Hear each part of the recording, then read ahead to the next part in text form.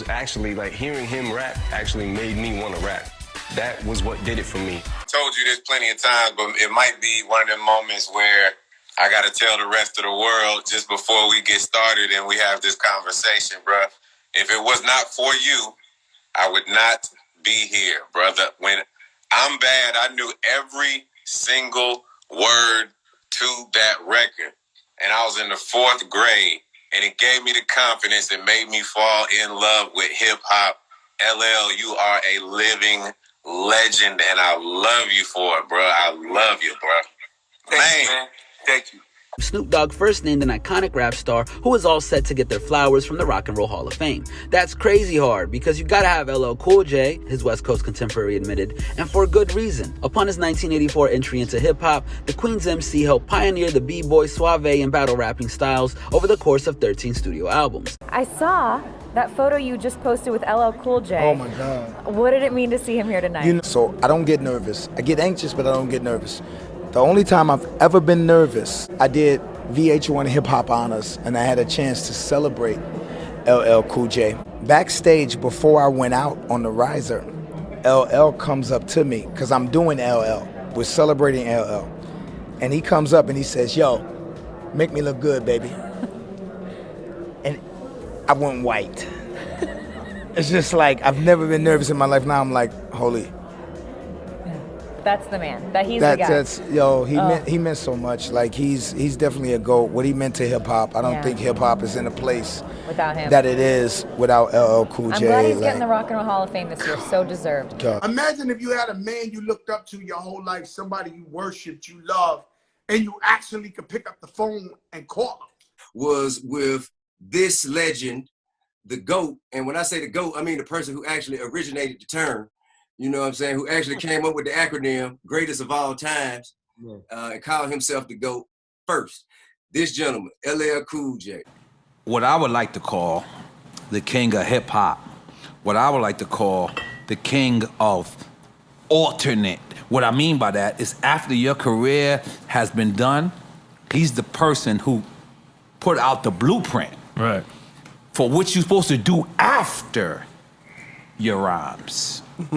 This motherfucker is the king of Queens. I'm saying it. I'm from Queens. I feel like I have the authority.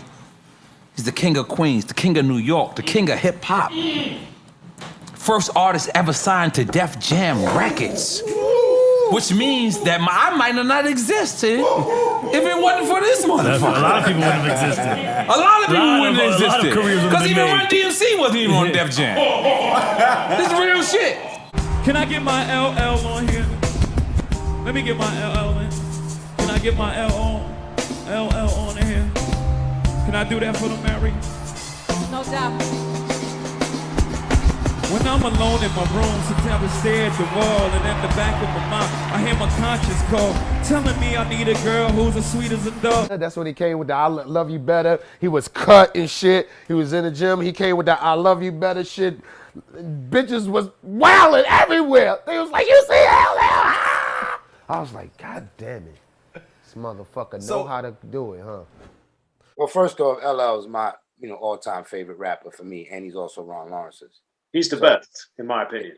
Yeah, to me, he should be the logo. Even though to me, Jay-Z is number one now, but LL is, he should be the logo because everybody that we see now is what they call carbon copy of that guy. To me, that's my opinion. Yeah, it was in Crush Groove, and he came in and did radio, I think. Can't Live Without My Radio, and he just came in there and just attacked the record, and he just had more energy than any rapper I ever saw before in my life. And he was young, he was handsome, he had a nice body, he was tall, and he was rhyming so hard and energetic, and it was just like, like life, a breath of fresh air. I mean, I think he's the one we all got our ideas from. We're gonna go by said chronology. You can't just skip over LL Cool J. I think that's part of what Chuck is trying to say. Okay, I see where you're going with this. I see where you're going with this. LL Cool J was definitely before Tupac. Definitely so I super guess, great. Okay, so what Chuck D is saying is if you induct Tupac, gotta LL Cool J can never be inducted. Based I don't on think he's saying that. I think he's saying if you can induct Tupac, if you couldn't even nominate him, well, God damn it, you should have nominated LL before this. You see what I'm saying? To say I study you is an understatement. I listen to all your music today, and to say I study you is an understatement. Like, Fat Joe would have never made girl records if it wasn't for LL Cool J. My man. So What's Love or Another Round, and that's all LL Cool J. That's all LL Cool J. And a lot of artists, you have influenced a lot of artists.